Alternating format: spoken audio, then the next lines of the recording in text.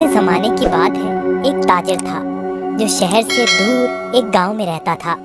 वो तिजारत के लिए रोजाना शहर जाता और मुख्तलिफ अशिया की खरीदो फरोख्त किया करता। तिजारत करने के लिए उसके पास एक गधा था।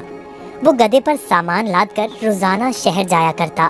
ताजिर अपने गधे की बहुत अच्छे तरीके से देखभाल करता, उसकी खुराक का बहुत ख्याल रखता, उसे वक्त पर चारा डालता और पानी पिलाता, क्योंकि ताजिर को पता था कि उसकी तिजारत के लिए इस गधे की बहुत ज़रूरत है।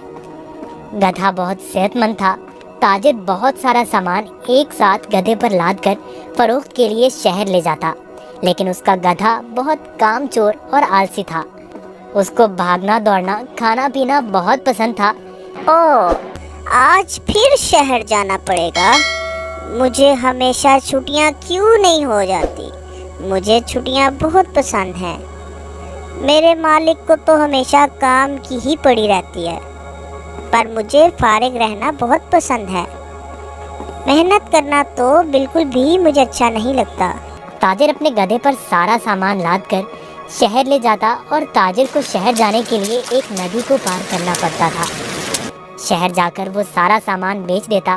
ताजिर को हर रोज बाजार की मांग के मुताबिक अशिया की तिजारत करनी पड़ती थी। कभी कपास तो कभी नमक, कभी सब्जियां तो कभी फल। ताजिर को पता लगा कि बाजार में नमक की मांग बहुत बढ़ गई है। ठीक है, मैं बहुत जल्द ही नमक लेकर आ जाऊंगा। उसने अपने गधे पर 4 बोरियां नमक की लादी, पर उसको मालूम हो गया कि 4 बोरियों का वजन काफी ज्यादा है। ओहो, मेरा गधा इतना वजन नहीं उठा सकता।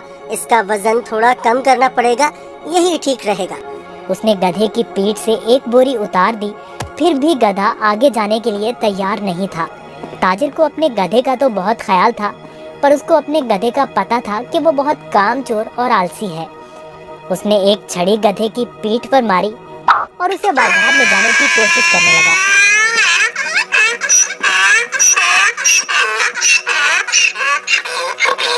चलो, अब मुझे पता है तुम बहुत आलसी हो। तुम्हें शहर जाना बहुत जरूरी है, क्योंकि बाजार में इस वक्त नमक की बहुत मांग है।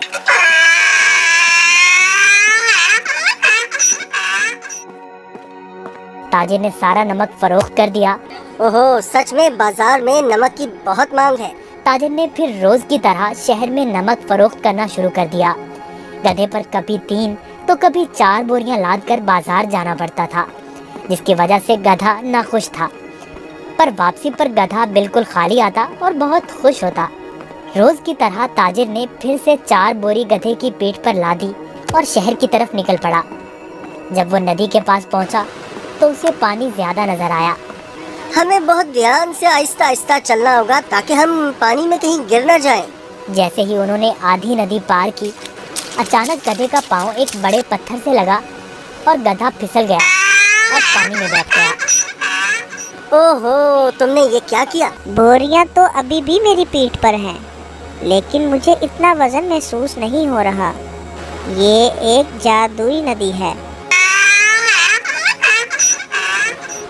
गधा इस बात से हैरान था कि नदी में फिसलने की वजह से उन बोरियों का सारा नमक नदी में घुल गया था और बोरियों में से नमक खत्म हो चुका था। इसकी वजह से गधे को वजन महसूस नहीं हो रहा था, क्योंकि बोरियों में नमक बचा ही नहीं था, सब खत्म हो चुका था। ओहो, मेरी सारी मेहनत जाया हो गई। अब मैं शहर जाकर क्या करूँगा? सारा नमक तो बह गया है। शुक्र है खुदा का, मेरा गधा तो सही सलामत है। गधे को कुछ नहीं हुआ। अब शहर जाने का कोई फायदा नहीं। मुझे अब घर जाना चाहिए। वाह, कोई वजन भी नहीं और काम भी नहीं। ये तो कमाल की नदी है।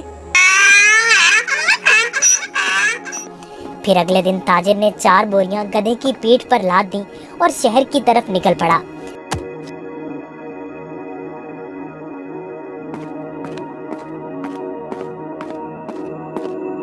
आहा, कल का दिन कितना अच्छा था। कोई काम भी नहीं करना पड़ा था। आज मुझे फिर काम करना पड़ रहा है। ठीक है, आज फिर से मैं आलसीपन दिखाता हूँ और अपना वजन कम करता हूँ। फिर तो मैं नदी से ही घर वापस जा सकता हूँ कल की तरह। वो एक जादुई नदी है जो मेरा वजन कम कर देती है। वो कल की तरह आज भी मेरी मदद करेगी।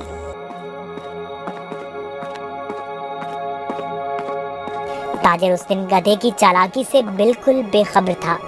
रोज की तरह ताजिर अपने गधे के साथ इस नदी के पास पहुंचा तो गधा ताजिर से पहले ही इस नदी की तरफ जाने लगा। ताजिर ने उसे रोका। रुको रुको। गधा फिर से नदी में फिसल गया जहाँ वो पहली बार फिसला था। ओहो, तुमने क्या किया? काहे गधे, जल्दी से बाहर आओ। लेकिन बहुत देर हो चुकी थी। बोरियों का सारा नमक नदी में घुल गया। गधे को अब कोई वजन महसूस नहीं हो रहा था। वाह, ये हुई ना बात। कोई वजन भी नहीं और काम भी नहीं। ये दोबारा कैसे? जरा सोचता हूँ, ये जानबूझकर मेरे साथ कहीं चालाकी तो नहीं कर रहा। हो काहिल गधे, मैंने तुम्हारा इतना ख्याल रखा और तुमने मेरे साथ क्या किया? इसे घर वापस ले जाता हूँ। मुझे पता है, अब देखो मैं तुम्हें कैसे सबक सिखाता हूँ। गधे ने सोचा, मैंने काम चोरी का ये अच्छा तरीका ढूंढा है, पर ताजिर का तो आज कुछ और ही जहन था। अगले रोज ताजिर ने गधे की पीठ पर 6 बोरियां रुई की लाद दी, लेकिन गधे को थोड़ा सा भी वजन महसूस न हुआ।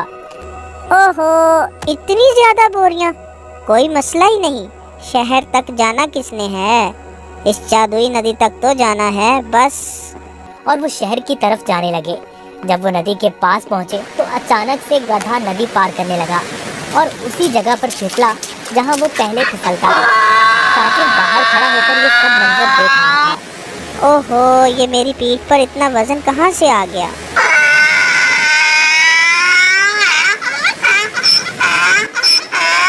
ताजिर बहुत समझदार आदमी था। उसको पता चल गया कि उसका गधा जानबूझकर ये सब उसके साथ कर रहा है। इसलिए ताजिर ने इस दफा बोरियों में नमक के बजाय रुई भर दी थी। जैसे ही गधा नदी में फिसला तो रुई ने पानी जज्ब कर लिया और गधे की पीठ पर वजन ज्यादा हो गया।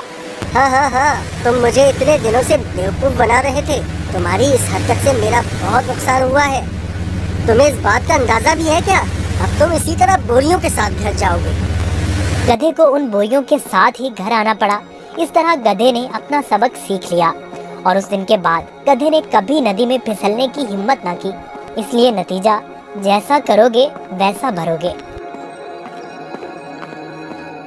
अगर आपको हमारी वीडियोस अच्छी लगी हो तो इसको लाइक करें, शेयर करें और हमारे चैनल को सब्सक्राइब करें। शुक्रिया।